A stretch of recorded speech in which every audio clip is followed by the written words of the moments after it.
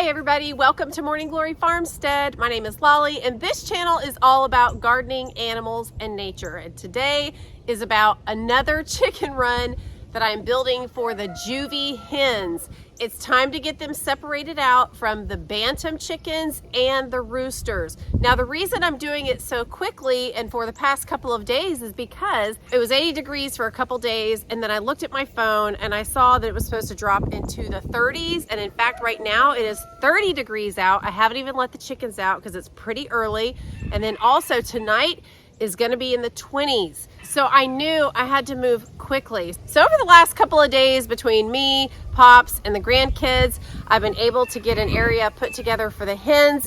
And once again, I had to get creative. I just wanted to share this with you guys today because sometimes you just have to get creative if you don't have a lot of money, but that doesn't mean that you can't have chickens. So just think outside the box. Don't feel like you have to do things like everybody else does it. There's a lot of people who have top of the line chicken coops, or they've got really good carpentry skills, and they've got heat and lights and just all kinds of fancy stuff, automatic waterers, whatever. But not everybody has that, and that's okay. If you do, that's fantastic. I'd love to have all that stuff myself, because a lot of my stuff is just makeshift and throwing stuff together the best that I can with my lack of skills. But the point is that as long as you have the basic things that the chickens need, it's okay. You know, they need food, they need water, they need protection from the rain, the snow, the wind, and things like that. And so you would need to create something that is draft free, but that doesn't mean that it has to be expensive, okay? Now it's not done. I do have a lot more that I still need to do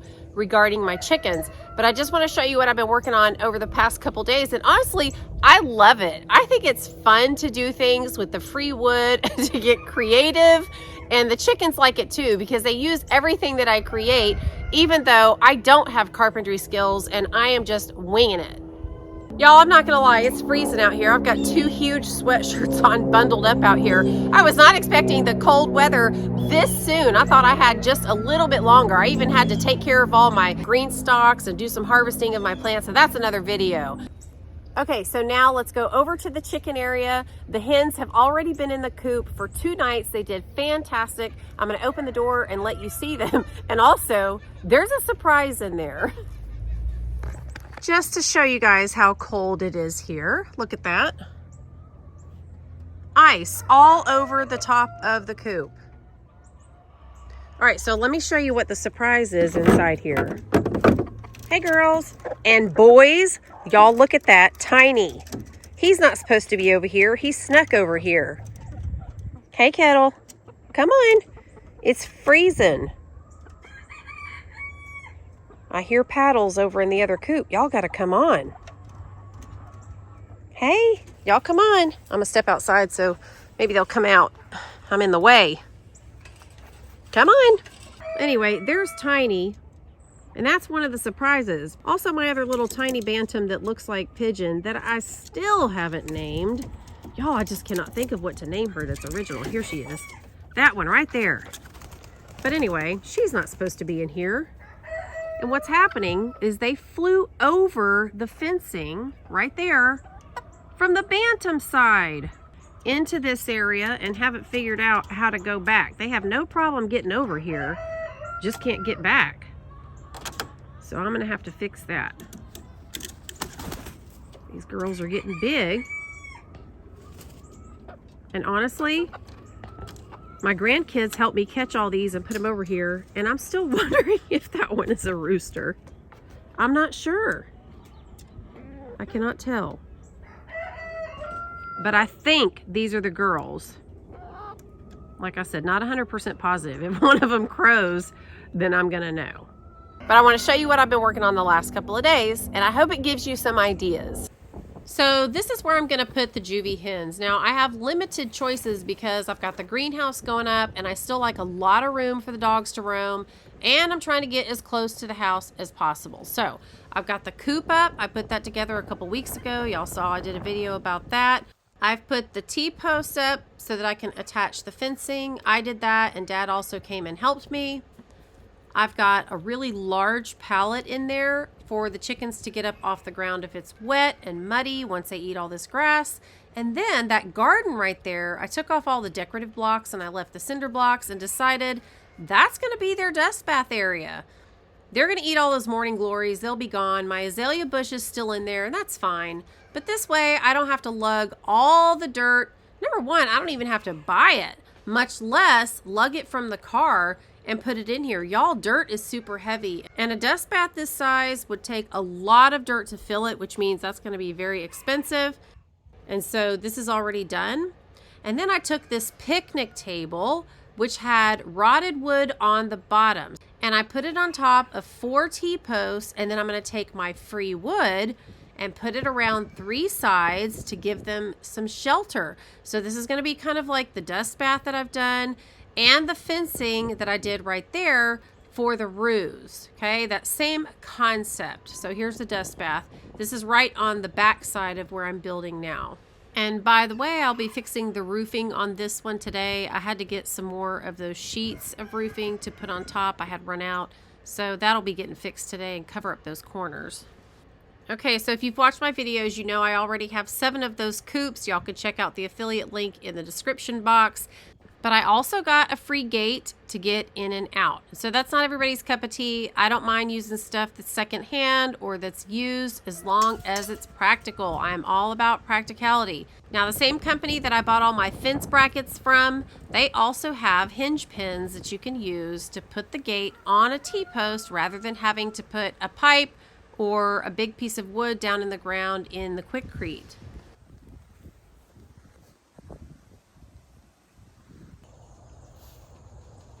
Okay, so now my favorite thing, unrolling all of the hardware cloth and getting all the crazy wire off. I've used this stuff for so many projects, so I'm not new to this. I know exactly what I'm about to get myself into. Anyway, these rolls are 25 feet long, 36 inches high. The squares are a 1/2 inch, and I'm going to be stacking these. So I'm going to do one around on the bottom and then come around again with a second layer on top. And if you're wondering what that big brown pile of mess is, that's actually the ground cover that Dad and I just put on that little garden area probably about 2 or 3 months ago, because I was going to plant something in there for the fall, and then I didn't get to it just because I haven't been feeling well. So we just went ahead and took all the pins out and removed the ground cover. So y'all know this place has been a mess back here for months because I've had so many projects going on. We still got the greenhouse being worked on. So there's mess over there too. But once it's all done, it'll all get cleaned up. Okay, so once I finished this bottom row around that back side, my family came over and the grandkids helped me with the second one, helping me do the zip ties. And then we put all of the chickens inside. So we're going to kind of skip through that, and we're going to get started on the little shaded area that I'm going to create out of this picnic table and show you how I did that. So here's the chicks in their new area, and they're really loving it. They've got some fresh grass and some things to scratch around on that are a little bit different, eating some bugs. And so we'll be working in here with the chicks in their new area. And so Pops just showed up around back, and so of course all the dogs are going to run over to greet him. He's going to come on through with a few more things that we needed, and we're going to get started on the little shade house.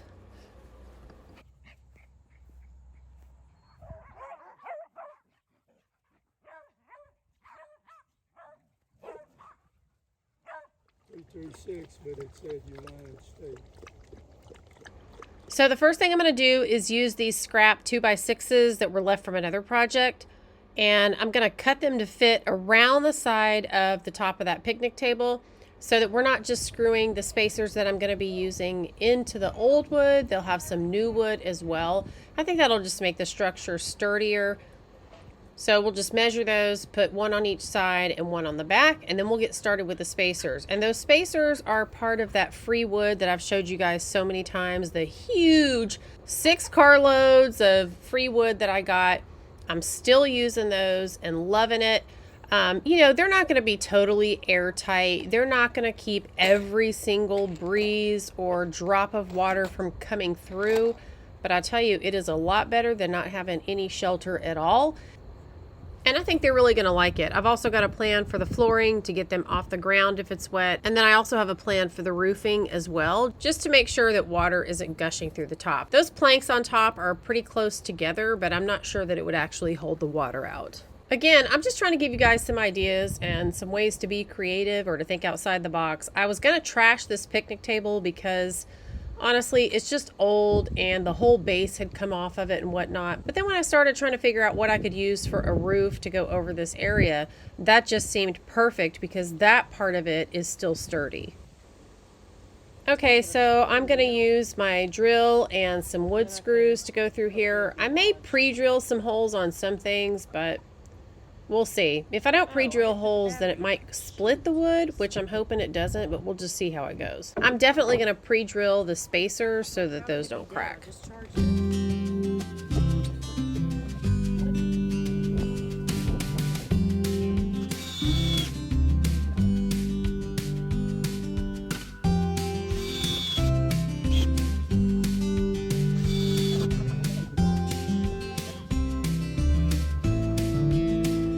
If y'all are new to my channel, my leg is wrapped because of my lymphedema. It's going to be wrapped for a few more weeks at least to see how much smaller we can get it before I start ordering compression again. And this is all related to cancer treatment in the past, but just letting you know, that's just part of my life.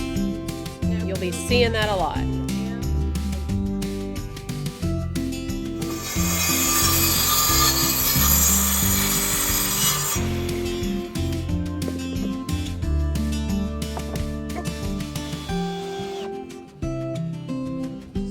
Now for this side, I'm going to cheat. I'm not even going to measure. I'm just putting it where it needs to go, and I'm going to mark it with a pencil and cut it.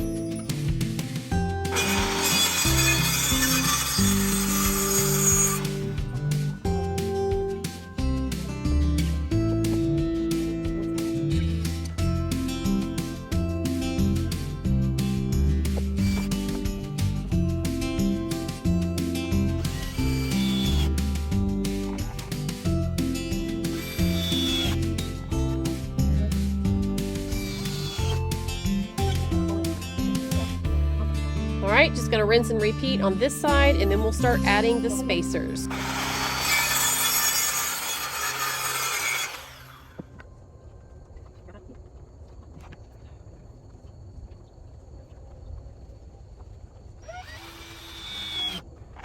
So I was pleased with this part of the process. It went very smoothly. Now, one of the more difficult parts is heading over to the pile of all the scrap spacers and wood and finding enough to go around the structure. So honestly, I have used the best ones that I have on my other projects. So I'm just hoping that I have enough to make it look relatively decent and hopefully have enough to get around the shade house. So Pops loaded them into this little basket, which no, this is not for projects like this, but it wasn't being used for anything, and so that's what I used it for, because that was a much easier way to wheel it back here. And now I'm going to pre-drill holes in each one of these, and then Pops is just going to throw them over the fence. That way they'll be ready to go with the wood screws, and they won't be as likely to split, because these are older. Some of them are really sturdy, and some of them aren't that great. And so just to be on the safe side, I'd rather pre-drill the holes to make it easier on the wood.